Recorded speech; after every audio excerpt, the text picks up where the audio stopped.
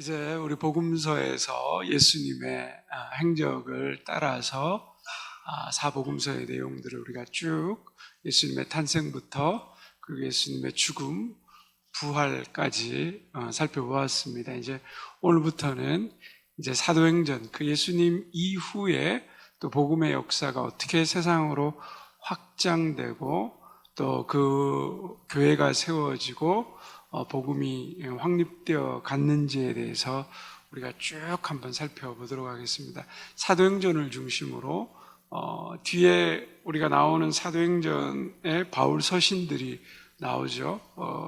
사도 바울이 신약 성경에 13권을 썼습니다. 그리고 공동 서신들이 나오고 마지막에 이제 요한계시록으로 해서 반드시 다시 오실 예수님에 대해서 설명합니다. 그래서 이 사도행전을 좀 중심으로 해서 쭉 살펴보면서 또 서신서들을 또 살펴보고 이제 마지막에 우리가 요한계시록에 대해서 조금 시간을 가지고 뭐 전체적인 건 아니지만 개론적인 것들 우리가 이렇게 마지막 때에 심판에 가는 것들, 요한계시록에 나오는 어떤 상징에 관한 것들, 좀 이런 묵시문학적인 성격들을 좀 살펴보면서 신약 성경의 전체적인 한번 흐름을 잡아보면 좋겠습니다. 이 과정이 1년이 될지 2년이 될지 조금 더 길게 쭉 한번 살펴보면서 좀 자세하게 또 들여다보고 그 과정을 조금 진행해서 나가도록 하겠습니다. 우리가 여러분 교재에 보시면 또 그림이 하나 우리가 봤던 그림 아주 익숙한 그림이 나오죠. 무슨 그림입니까? 신약의 구조에 대해서 나오고 있습니다. 앞에서 우리가 한번 했었는데 신약의 구조가 어떻게 된다고 했죠? 집으로 우리가 비유한다고 그랬습니다. 맨 바닥에 뭐가 있어요? 기초가 있죠. 집으로 말하자면 맨바닥 기초가 있고 그 다음에 양쪽에 기둥이 있고 그 다음에 위에 지붕이 있다. 그래서 크게 신약의 구조는 기초와 두 기둥과 지붕으로 생각하면 된다. 자, 뭐라고요? 신약의 큰 구조는 집으로 비유했을 때 기초가 있고 두 기둥이 있고 지붕, 집에 비유할 수 있다.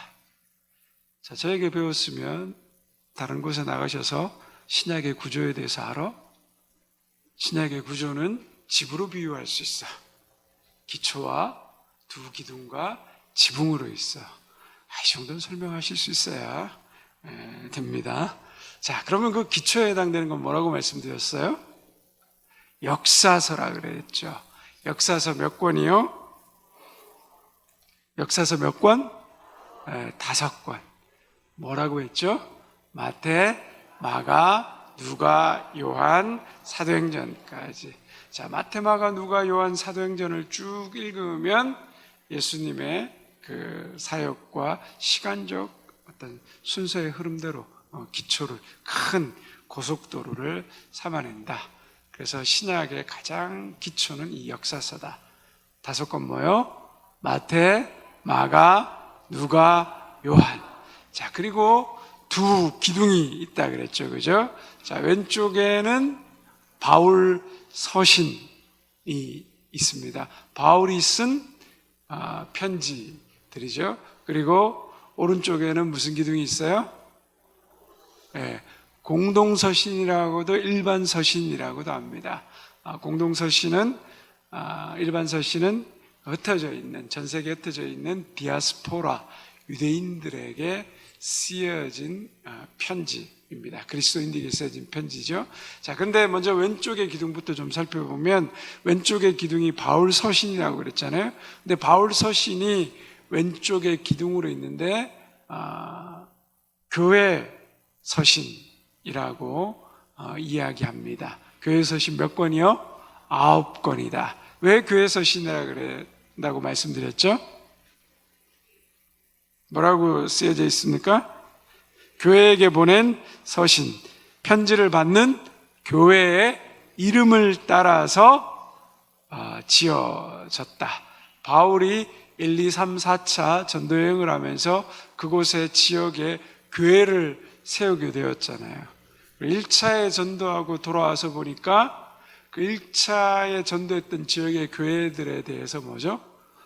여러 가지 걱정이 되는 것도 있고, 또 교리적으로 교회를 세우고 지나왔기 때문에 교회가 아직 예수 그리스도의 복음에 대해서 든든하지 못한 부분들이 있기 때문에 그런 복음의 교리적인 부분을 세워주기 위해서 교회들마다 또 교회에 문제가 있으면 그 문제를 해결하기 위해서 편지를 썼습니다. 그래서 발신자는 누구요? 당연히 편지를 쓴 사람이니까 바울이고, 받는 사람들 수신자는 그 지역에 있는 교회예요. 자, 갈라디아서 하면 어느 지역에 있는 교회다? 갈라디아 지역에 있는, 이제 배울 거예요. 갈라디아 지역이 어딘지. 갈라디아 지역에 있는 교회다. 자, 로마서 그러면요, 로마에 있는 교회다. 데살로니가 하면 데살로니가 지역에 있는 교회를 향해서, 빌립보서, 에베소서, 골로새서, 고린도 전후, 이 모든 게 뭐죠? 그 지역에 있는 교회들을 향하여서 쓴 편지이다. 교회 서신 9권이 이렇게 만들어지게 되는 겁니다. 그래서 여러분들이 이 내용을, 그 기둥을 쭉 보면 어떤 것이 교회 서신인지 이렇게 눈에 들어오게 됩니다. 자, 그러면 공동서신, 일반 서신에 해당되는 것은 어떻게 될까요? 흩어져 있는 유대인들, 그리스도인들에게 쓴 편지라고 했잖아요. 그래서 이 편지가 지어지게 된 이름은 어떻게 된다고요? 편지를 보낸 사람의 이름에 의해서 편지가, 그 서신서가 지어졌다는 거죠. 자, 요한계시록, 요한 1, 2, 3서 누가 썼을까요? 어떤 요한? 사도 요한. 예수님의 제자 요한이 흩어져 있는 그리스도인들에게 쓴 편지가 요한계시록과 요한 1, 2, 3서에 해당된다. 자, 유다서는 누가 썼을까요? 유다가 썼죠. 가룟 유다가 썼을까요? 가룟 유다가 썼다 그러면 큰일 납니다. 그죠? 가룟 유다는 이미 죽었습니다. 그죠? 이 유다는 누구를 가르칠까요? 예수님의 형제 중에 유다라는 사람이 있었습니다. 성경에 보면 예수님의 가족들이 예수님이 복음을 전하고 있는 곳에 찾아오게 되죠. 거기에 예수님의 형제의 이름을 보면 야고보, 시몬, 유다라는 이름이 나오게 됩니다. 그래서 이 유다서는 학자들이 예수님의 형제인 유다가 썼을 것이다. 거기에 내용들도 이렇게 보면 그러한 정황이 있다라고 이야기하고 있습니다. 자, 베드로 전후서는 누가 썼을까요? 예수님의 제자 베드로가 쓴 서신서죠. 자, 야고보서는 누가 썼을까요? 야고보. 누굴까요? 이 야고보도 예수님의 제자 야고보가 아닙니다. 이 야고보스가 쓰여졌을 때 예수님의 제자 야고보는 이미 순교한 이유고, 여기 나오는 야고보도, 이 야고보는 사도행전에 나오는 예루살렘 교회의 수장입니다. 핵심적인 인물인데 이 사람 역시 예수님의 형제 야고보라고 되어 있습니다. 그래서 이런 것들을 우리가 또 기억할 필요가 있고요. 히브리서의 저자는 누구일까요? 생각이 나시나 봐요. 히브리를 안 그러시네요. 히브리서의 저자는 히브리가 아니고 저자가 미상입니다. 저자를 정확하게 알지 못합니다. 그런데 그 뛰어난 문체나 필체나 이런 걸 봤을 때 바울 서신과에 비교해 봤을 때 또 바울 서신과는 완전히 다른 문체로 나오는데 저자를 정확하게 알지 못한다라고 그렇게 학자들이 이야기하고 있습니다. 그래서 공동서신이라고도 하고 모든 사람에게 보냈기 때문에 일반적인 서신이라고도 얘기해서 9권이 있다.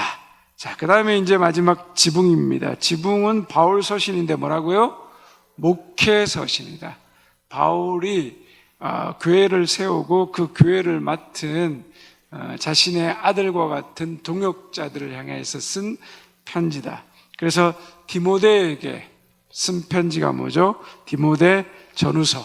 또 디도에게 보낸 편지가 디도서이고, 빌레몬서는 엄밀히 말하면 학자들이 목회서신 분류에 잘 넣지는 않는데, 큰 틀에서 보면 오네시모라는 종이 빌레몬 주인으로부터 노예로 도망쳐 나왔는데, 바울이 옥중에서 이 오네시모를 만나서 복음을 전하고 회개시키고 빌레몬 주인에게 다시 돌려보내는 거죠.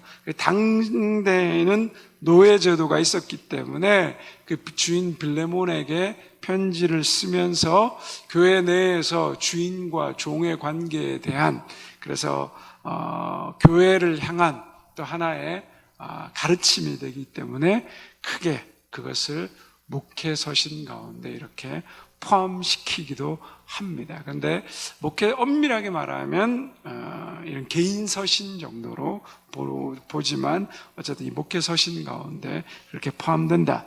그래서 4개의 목회서신, 디모데 전후서, 디도서, 빌레몬서. 그래서 신약의 역사서 몇 권이요? 5권. 그 다음에 지붕이 되는 목회서신 몇 권이요? 4권. 그래서 9권이죠. 바울 서신에 해당되는 교회 서신 몇 권이요? 9권. 그리고 오른쪽에 일반 서신, 공동 서신에 해당하는 거 몇 권이요? 9권. 그래서 3, 9, 27. 신약이 27권이 된다는 것들을 우리가 이렇게 해서 기억하고 배울 수 있습니다. 제가 지금부터 27권 중에 제가 말하면 이게 뭐에 해당된다라고 말씀하셔야 됩니다. 원래는 2분씩 짝지어서 설명을 시키고 점검을 해주고 하고 싶은데, 그럼 또 너무 또 다음부터 안 나오실 것 같아가지고 그렇게는 못 시키겠고. 자, 요한복음, 역사서, 디모데 전후서, 목회서신, 로마서, 바울서신. 바울서신 중에 뭐요? 교회서신이죠. 그 다음에 요한 1, 2, 3서, 공동서신. 일반 서신이죠. 사도행전, 디도서, 갈라디아서, 교회서신, 바울서신, 그 다음에 베드로전후서, 고린도전후서, 야고보서, 히브리서, 빌레몬서. 다 3개 중에 하나 잘 찍으시면 그래서 신약의 구조를 우리가 조금 이해하고 나가셔서 누군가가 신약에 대해서 물으시면 기초로 역사서 5권, 그리고 교회서신, 바울서신, 공동서신, 그리고 목회서신 쫙 설명하시면서 기억나시면 역사서에는 마태, 마가, 누가, 요한, 사도행전이 있고, 바울서신에는 데살로니가, 전후서, 이런 식으로 쭉 설명해 내시면 이제 굉장히 좋은 또 하나의 우리가 또 가르침이 됩니다. 집에 가셔서 손자, 손녀들 앉혀놓으시고, 할머니가 할아버지가 가면 설명해 줄게, 자식들 한번 앉혀놓고 설명하시면 뭐죠? 훨씬 더 기억에 남게 됩니다. 또 바울서신 중에 보면 에베소서, 빌립보서, 골로새서, 빌레몬서는 바울이 감옥에서 썼다 그래서 뭐죠? 옥중서신이라고도 이야기한다. 그렇게 좀 체크하시고 보시면 좋겠습니다. 그래서 우리가 신약의 구조를 이렇게 머릿속에 담고 이제 사도행전으로 좀 넘어가 보겠습니다. 사도행전은 같이 한번 읽어볼까요? 시작.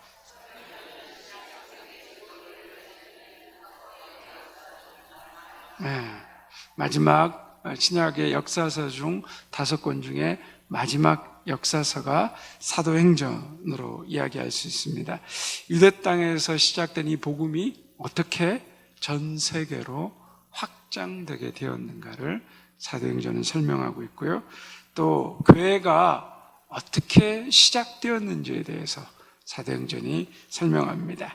그리고 최초로 복음을 전파한 사람들이 누구인지, 그리고 앞으로 이 복음이 계속해서 확장될 수 있는 건지, 이러한 물음에 대해서 기초적인 답을 주는 것이 사도행전입니다. 사도행전은 신약 성경의 5번째 책으로 누가복음의 속편에 해당된다고 합니다. 예수님의 승천 이후부터 사도들의 활동과 그 사도들이 복음을 전하는 그 과정의 모든 내용들을 적고 있습니다. 예루살렘에서 시작된 복음이 유대와 사마리아와 어떻게 땅끝까지 전파될 수 있었는지, 성령의 능력에 의해서 교회가 확립되고 그리고 교회가 확장되고 확산된 이 과정에 대해서 사도행전은 설명하고 있습니다. 자, 두 번째, 사도행전의 저자는 누구라고요?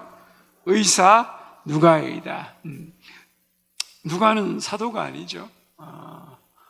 누가는 이 사도 바울과 함께 복음을 전했던 사람이고 의사입니다. 그런데 보면 거기 누가복음과 사도행전 모두 데오빌로에게 보내는 형식으로 시작돼서 문체와 신학적 관점이 누가복음과 사도행전이 거의 비슷하다는 거예요. 그래서 누가가 저자일 것이다 얘기합니다. 그래서 누가는 의사이기 때문에 여러분들이 누가복음 이제 저자를 누가를 이해하고 누가복음을 자세히 보면 환자나 병자에 대한 설명이 굉장히 구체적이고 상세합니다. 그래서 다른 복음서와는 다른, 누가가 나중에 이 예수님의 제자들 사도들이 다 죽고 그리고 예수님을 보고 만나고 경험했던 사람들이 뭐죠? 다 세월이 지나면서 없어지니까 이 예수 그리스도의 복음을 뭐죠? 기록할 초대교회 공동체가 기록할 필요성이 생긴 거예요. 사도들이 다 죽고 예수님을 보고 경험했던 사람들이 다 사라지면 뭐죠? 이 예수님에 관한 복음을 바르게 전할 방법이 없는 거예요. 그래서 누가가 아직까지 살아있는 예수님의 제자들을 만나고 베드로를 통해서 또 여러 사도들을 통해서 이 복음서를 상세하게 예수님의 이야기를 듣고 기록했다. 그래서 그 사도행전과 누가복음의 저자가 누가이다라는 것들을 우리가 볼 수 있습니다. 우리 세 번째 한번 같이 읽어볼까요? 시작. 사도행전은 누가복음의 속편으로 AD 30에서 60년 초대교회 초기 30년의 역사를 기록하고 있다라고 이야기합니다. 즉 주 예수님이 이제 공생에 끝나실 때 그때쯤부터 해서 예수님이 부활 승천한 이후에 그 성령이 임하시고 초대교회가 어떻게 세워져 가고 있는지에 대해서 기록하고 있다라는 거죠. 그래서 그 밑에 내용에 보면 사도행전의 마지막 부분인 바울이 로마 감옥에서 재판 기다린 것이 끝나기 때문에 네로 황제의 기독교 박해가 본격화되기 전인 서기 60년대 초반에 기록될 것으로 사람들이 추정하고 있다라는 것을 말하고 있습니다. 그 다음 읽어볼까요? 사도행전은 예수님의 승천부터 시작해서 초기 기독교의 역사를 제공한다. 허황된 이야기, 만들어진 이야기가 아니라 역사라는 거예요. 왜 복음서가 왜 역사서라는 게 중요합니까? 예수님의 이야기가 뭐죠? 사람들의 소설처럼 생각처럼 상상에 만들어진 것이 아니라 뭐죠? 실제적으로 역사로 기록된, 그래서 구체적인 역사의 인물들이 나오고 사건들이 나오고 시대가 나오고 배경이 나오는 거예요. 그래서 뭐 어디 로마 가이사 황제 아고수도 제 몇 년 이런 게 만들어진 이야기가 아니라 실제 역사라는 것, 그리고 지명과 장소와 사건에 관한 이야기들이 그 당대에 일어났던 것들을 함께 쓰고 있다는 것. 사도행전 역시 그 시대와 함께 가는 거거든요. 로마 시대의 그 황제들 그리고 그 역사들과 함께 이렇게 그래서 핍박이 나오고 여러 가지 또 도시가 나오고 바울이 전도했던 그 현장들이 그대로 있는 거죠. 그래서 사도 바울을 따라서 터키와 그리스, 로마까지 이렇게 또 많은 사람들이 그 발자취를 쫓아 우리 성지 순례를 가고 있는 또 그런 부분들을 우리가 볼 수 있습니다. 그리고 마지막으로 사도행전은 뭐죠? 최초의 뭐죠? 교회사라고 하겠다. 교회가 만들어지고 오순절 성령이 임함으로 말미암아 예수님이 승천하시고 성령이 임함으로 이 땅 가운데 예수님이 그리스도라는 것을 계속 알리고 복음 확장의 도구로 교회가 세워진 것들을 우리가 볼 수 있습니다. 자, 그럼 뒤로 넘어가면 우리 사도행전의 구조를 좀 한번 같이 좀 살펴보면 좋을 것 같습니다. 자, 사도행전의 구조는 한번 읽어볼까요? 시작.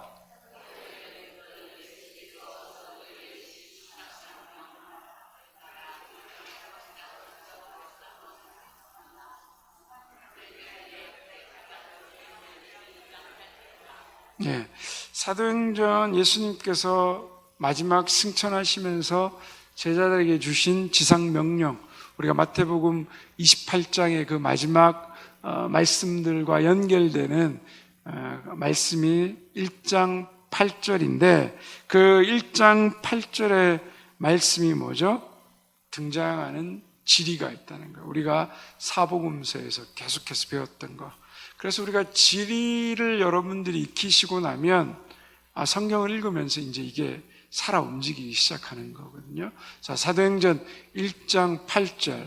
내가 유대가 어딘지, 예루살렘이 어딘지, 사마리아가 어딘지 몰랐을 때의 느낌이랑 그걸 이해하고 알 때 사도행전 1장 8절을 읽는 느낌과 이게 달라지는 거죠. 한번 같이 읽어볼까요? 시작.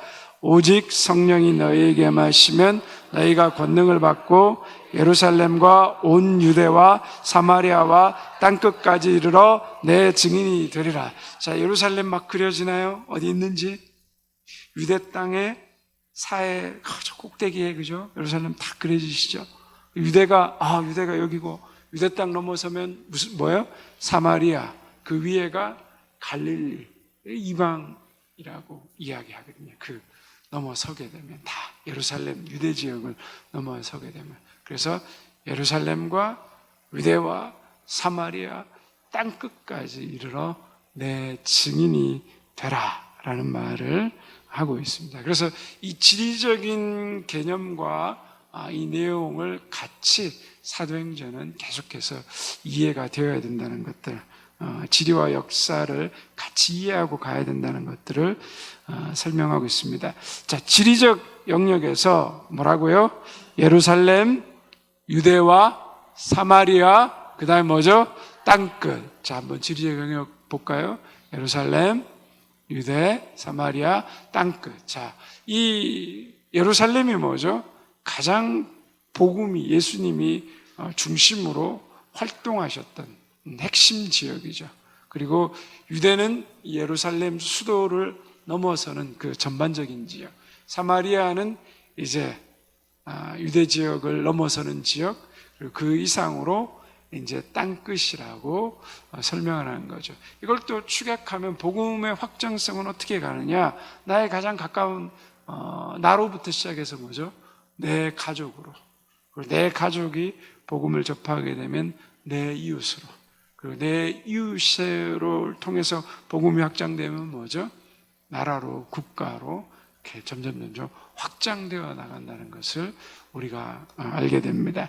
자, 장을 한번 구분해 볼까요? 자, 예루살렘 사도행전은 크게 세 개 부분으로 하는데 처음에 뭐죠? 1장에서 7장까지가 뭐라고요? 이 예루살렘에서 일어났던 사건을 중심으로 설명하고 있다는 거예요. 자, 그럼 유대와 사마리아 지역에 일어났던 사건은 뭐죠?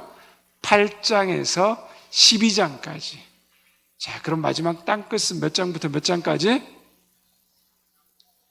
13장에서 마지막 28장까지. 칸을 비워둔 거는 적으라고. 너무 공짜로 다 적어주니까 별로 기억을 안 하시는 것 같아가지고 적으시라고 했습니다. 자, 다시 한번 보겠습니다. 지리적 영역이 뭐죠? 예루살렘과 유대와 사마리아와 땅끝인데, 그 사도행전 장을 크게 세 부분으로 분류하면 1장에서 7장까지가 예루살렘, 8장에서 12장이 유대와 사마리아, 땅끝이 13에서 28장까지 크게 이제 머릿속에 넣는 거예요. 자, 그러면 이제 중심 인물이 있는데, 핵심적인 중심 인물, 자, 3명이 있는데 1장부터 7장, 8장에서 12장, 13장, 28장까지 나오는데, 이 사람들을 외울 수 있는 가장 중심적인 키워드는 비읍으로 시작합니다. 영어로는 P로 다 시작됩니다. 자, 비읍으로 시작된다? 자, 그럼 한번 생각해 볼까요? 예루살렘 중심의 사도행전 1장부터 7장까지 비읍으로 시작되는 중심인물 누구요? 어휴, 어떻게 하셨대요? 베드로. 베드로. 이야, 훌륭하십니다. 자, 두 번째 8장부터 12장까지, 자, 유대와 사마리아 지역으로, 자, 복음이 전파됩니다. 예루살렘에서 핍박받기 시작하면서 사도들과 그리스도인들이 흩어지게 되는 역사가 일어나요.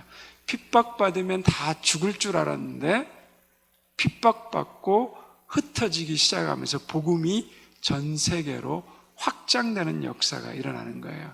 만약에 핍박과 고난이 없었다면 복음은 예루살렘, 유대 땅 안에만 있었을 거예요. 근데 하나님의 역사는 뭐죠? 핍박을 통하여서, 고난을 통하여서 복음의 확장성을 가져온다. 중국이 그 복음을 폐쇄시키고 다 선교사를 내쫓았을 때 수많은 사람들이 이제 중국 선교는 끝났다라고 이야기했습니다. 그런데 나중에 중국이 다시 개방돼서 중국에 들어갔더니 선교가 끝나지 않고 오히려 확장되어서 한 1,000만 명 되지 않던 그리스도인들이 나중에 다시 들어가니까 1억 명으로 불어있더라. 지금도 중국은 1억 명이 넘는 그리스도인들이 있습니다.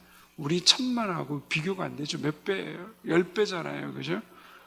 우린 중국을 굉장히 무시하고 얕보는데 전 세계에서 미국과 지금 필적할 만한 국력을 가진 나라가 중국이죠. 최첨단이라고는 AI도 가장 잘 만들어낸 나라가 미국 다음으로 중국입니다. 또 로봇 시대가 온다고 하는데 그 로봇을 가장 잘 만든 나라도 뭐죠? 중국입니다.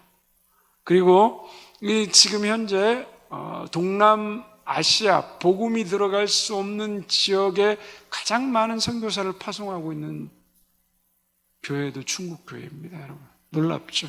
인도, 파키스탄, 이 중국에서 나오신 선교사님들, 태국 지역에서 선교하고 있는 선교사님들 얘기 들어보면 중국은 정말 무섭다는 거예요. 정말 대단하다는 거예요. 우리보다 10배 많은 인구가 그리스도인으로 믿으면서, 그리고 공산치하의 핍박 가운데 있으니까 이 사람들은 핍박 속에 완전 단련되어 있기 때문에 이슬람 국가든 어디를 들어가서 핍박을 받아도 핍박에 대한 저항성이 너무 강하다는 거예요. 그래서 앞으로 이 시대가 우리가 미국을 통하여 선교하고 한국을 통하여서 전 세계 복음의 확장인데, 다음 시대의 복음의 확장은 중국을 통하여서 이루어질 것이다. 중국 사람들이 돈도 없는데 이 교회를 하나 만든다고 하면요, 새벽부터 나와가지고 수십 리를 걸어, 우리가 옛날에 어른들이 했던 것처럼 걸어와가지고 자기 농사 짓는 것들, 농작물 갖고 와가지고요, 장에다 내 팔아가지고 그걸 가지고 다시 와서 헌금한답니다. 근데 인구가 많으니까 이게 뭐 농사 지어가지고 팔아가지고 얼마 되겠어요? 근데 수많은 사람들이 매주 그 일을 반복해 가면서 그걸 가지고 헌금하는데, 한국교회가 지원한 것보다 더 큰 돈으로 교회를 짓는다는 거예요. 교회 짓는데 1억이 든다 그래서 한국교회에서 1억을 지원했는데, 짓다 보니까 보통 기본 500에서 1,000명 이렇게 들어가는 교회를 지어야 된다는 거죠. 그런데 돈이 1억으로 안 되잖아요. 그러니까 4, 5억이 들어가는데 그거를 사람들이 그렇게 보따리 메고 와가지고 장에 팔고 해서 나중에 3년 뒤에 그게 건축돼서 한국에 예배드리러 오십시오 들어가 보면 다들 놀란다는 거예요. 너무 감격스러워서 다 운다는 거죠. 그만큼 그런 놀라운 복음의 영향력들을 가지고 있습니다. 그래서 유대와 사마리아 두 번째 이 지역의 복음을 전한 중심인물이 누굴까요?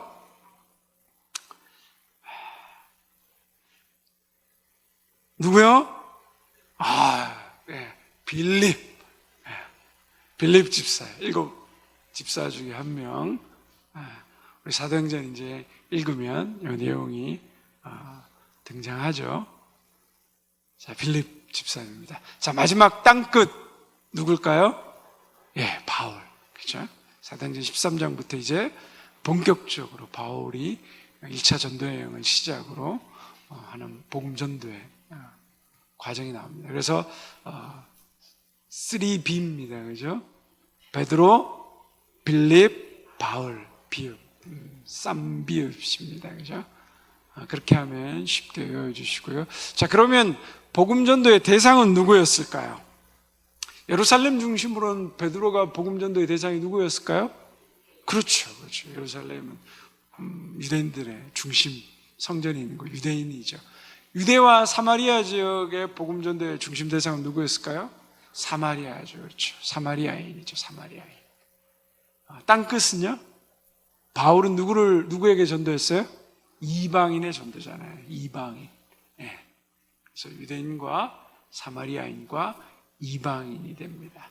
자, 교회는 그러면 처음에 교회가 어떻게 됩니까? 교회가 처음에 뭐죠? 세워지죠. 그걸 뭐라고 합니까? 확립이라 그러죠. 확립.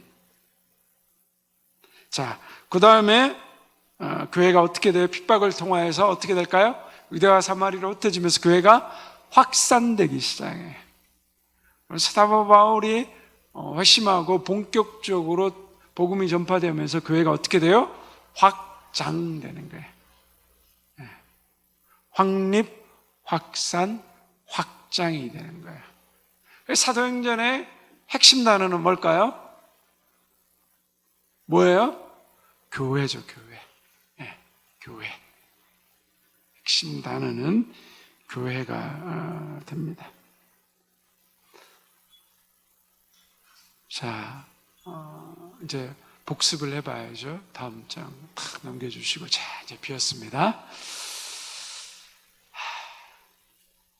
집에 가셔서 꼭 붙들고 설명해 주셔야 됩니다. 오늘 배운 거. 이러면 사도행전이 그냥 머릿속에 뭐죠? 통째로 탁 들어가 계신 거예요. 그래서 사도행전을 읽으면서 이 모든 흐름이 눈에 그려지기 시작하는 거예요. 자, 먼저 지리적 영역 어떻게 됩니까? 예루살렘, 유대와 사마리아, 땅끝. 자, 장은요, 예루살렘은 1장에서 7장, 유대와 사마리아는 8장에서 12장, 그리고 땅끝은 13장에서 사도행전 마지막 28장까지. 자, 중심 인물은 비읍으로 시작인데 했죠. 예루살렘은 베드로, 유대와 사마리아는 빌립, 땅끝은 바울. 오, 좋습니다. 그 다음에 복음의 대상은 예루살렘은 유대인, 유대와 사마리아는 사마리아인, 땅끝은 이방인. 교회가 어떻게 돼요? 처음에 예루살렘에서 교회가 확립되어져요. 세워져요. 그 다음에 유대와 사마리아로 확산되고, 그 다음 땅끝까지 확장됩니다. 사도행전의 가장 중심 키워드는 교회의 확립과 확산과 확장에 관한 이야기라는 것을 우리가 이제 알게 됩니다.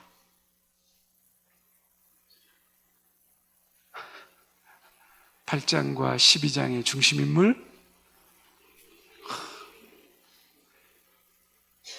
8장과 12장의 교회가 어떻게 돼요?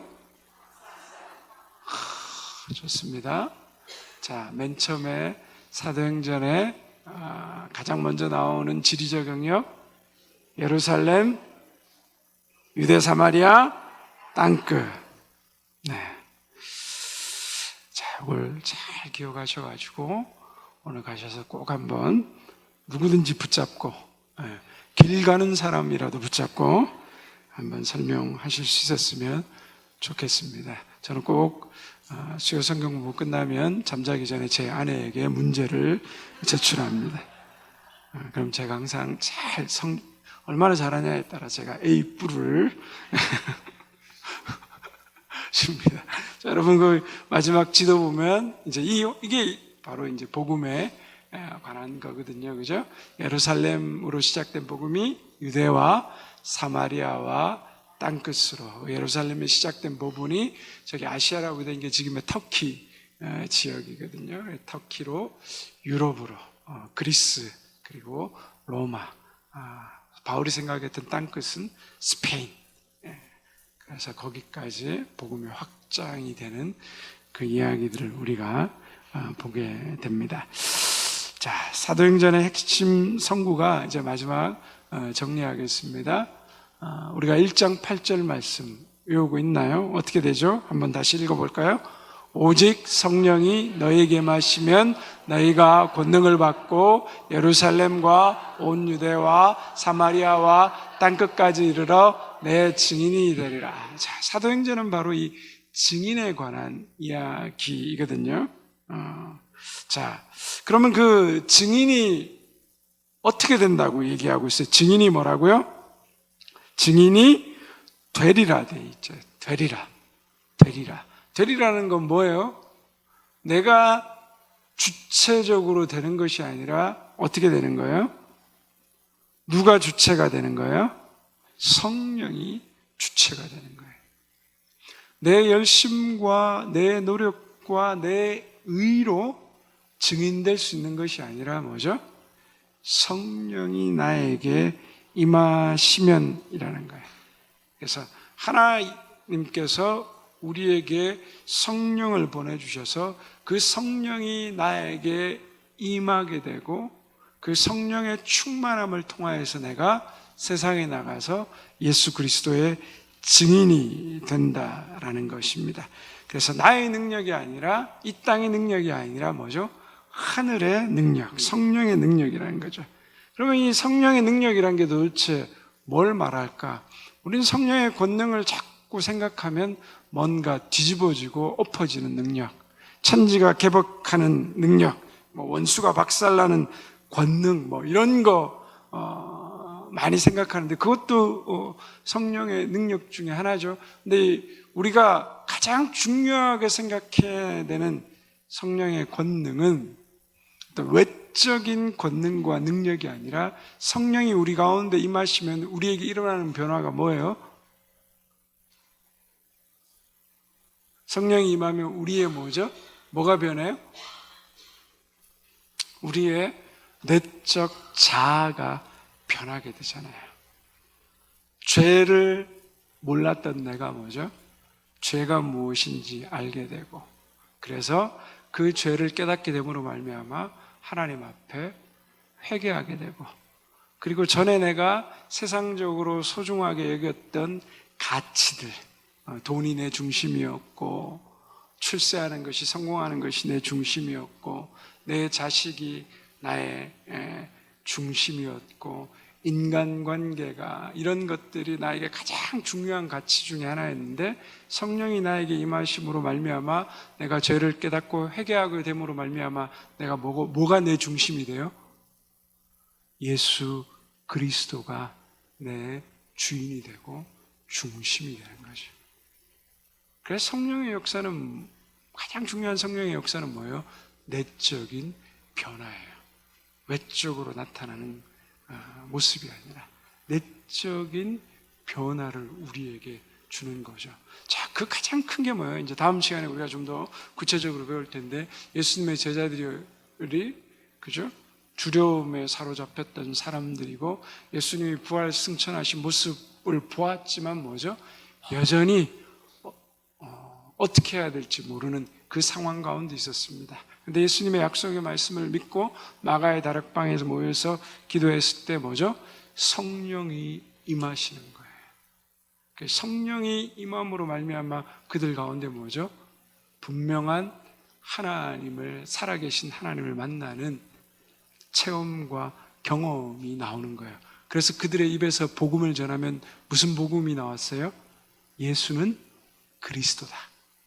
예수는 메시아이다. 너희가 십자가에 죽인 예수님이 부활하셨다. 그래서 사도행전은 부활의 증인으로 살아간 사람들의 이야기가 되는 겁니다.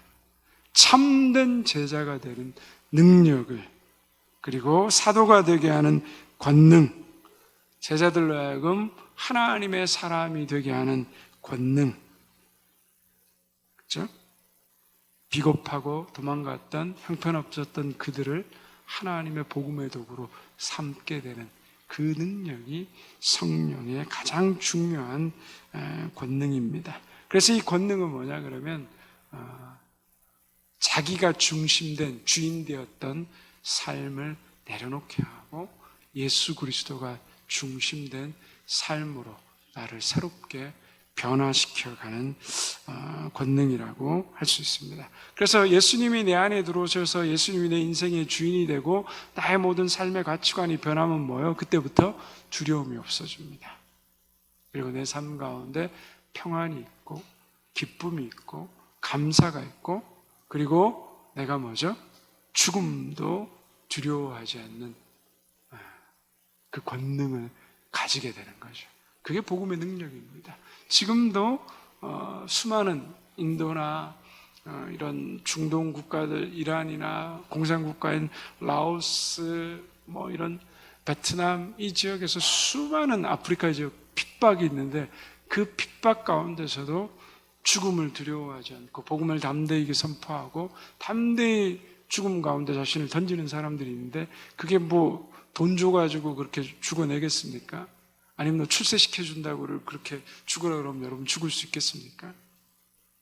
뭘 줘야 내 목숨과 바꾸겠습니까? 내 목숨과 바꿀 수 있는 건 아무것도 없습니다. 여러분 100억 드릴 테니까 내일 죽습니다. 뭐 가지실래요? 100억 가진 사람 생기면 곤란한데 100억이 너무 큰가? 그럼 10억으로 좀 줄일까요? 뭐가 중요해요? 내 생명이 더 중요해요. 아무리 돈 있으면 뭐예요? 내 죽으면 끝나는데 써보지도 못하고 아무것도 못하는데. 근데 먼저 가장 중요한 가치를 발견하면 그 가치를 위해서 뭐죠? 내 생명을 버리고 희생하게 되는 역사가 일어나게 되는 거죠. 그래서 성령이 임하시고 자기의 내적인 예수 그리스도의 참된 주님과의 만남을 가진 제자들이 뭐죠? 죽음도 두려워하지 않고 복음의 증인으로, 부활의 증인으로 살았던 이야기가 바로 사도행전의 이야기입니다. 우리는 그럼 성령을 받았습니까? 네, 우리는 이미 성령을 받은 사람들입니다. 그죠? 고린도전서 12장 3절에 보면 뭐라고 얘기합니까? 예수님을 나의 구주와 주님으로 고백하는 것은 성령이 아니고서는 고백할 수 없는 일이라는 거죠. 우리가 예수님 2000년 전에 있었던 예수님 33살 가운데 우리 대한민국에 살지도 않고 저 먼 이스라엘 땅에 살았던 예수님을 나의 구주와 주님으로 고백할 수 있는 건 뭐죠? 기적입니다. 있을 수 없는 일입니다. 여러분 인간적인 상식과 세상적인 생각으로 말하면 이거 말이 안 되는 일이잖아요. 근데 우리는 뭐죠? 그 예수님을 나의 구주와 주님으로 믿고 고백하는 거예요. 이건 뭐예요? 이미 성령이 우리 가운데 계신 거예요. 임하신 거예요. 여러분이 이 수요일 시간에 이 자리에 나와서 예배드리고 그리고 하나님을 더 알려고 하고 이 말씀을 상고하고 배우는 건 뭐예요? 이미 성령이 우리 안에 계신 역사라는 거죠. 이 성령, 그리고 여러분들이 또 나가면 뭐죠? 어떻게 했든 뭘 하려고 해요? 복음을 전하려고 하시잖아요. 증인의 삶을 사시려고 굉장히 노력하잖아요. 마음에 안 드는 이웃, 불편한 사람들이 있는데 그 사람들을 향해서 뭐죠? 기도하고 가까이 내 가족, 저 인간 세상 사람 같으면 다 그냥 버리고 다 남을 인간이지만 뭐죠? 품고 사랑하고 끝까지 그 영혼을 위해서 기도하는 건 뭐예요? 복음의 증인이 되기 위해서. 이것이 가장 중요한 거죠. 그래서 우리에게도 이미 성령이 있습니다. 성령 세례를 받는 거죠. 성령 세례라는 것은 예수 그리스도를 구주와 주님으로 고백해서 성령이 내 안에 역사하시는 그 고백이 있는 것이 성령 세례예요. 성령 세례는 단회적인 겁니다. 한 번 있는 겁니다. 그럼 그 다음에 우리가 해야 되는 건 뭐예요? 성령 충만함을 유지하는 거예요. 네. 우리가 하나님의 말씀을 우리가 받은 그 말씀대로 살아가고 진리대로 살아가고 하나님의 말씀대로 순종하며 살아가는 게 성령 충만한 삶의 모습입니다. 그래서 성령 충만은 뭐예요? 내가 함께 노력하고 내 삶 가운데서 하나님의 말씀을 뜻을 이루려는 것을 통하여서 이루어지는 것이 바로 성령 충만입니다. 오늘도 우리가 사도행전의 역사 가운데서 오직 성령이 너희에게 임하시면 너희가 권능을 받고 예루살렘과 유대와 땅끝까지 이르러 내 증인이 되리라. 이건 내가 하는 게 아니거든요. 하나님이 역사하시는 거거든요. 하나님이 나를 뭐죠? 복음의 도구로 삼으시고 일하신다. 그 믿음 가운데 우리가 증인된 삶을 아름답게 살아가는 저와 여러분 되기를 주님의 이름으로 축원드립니다.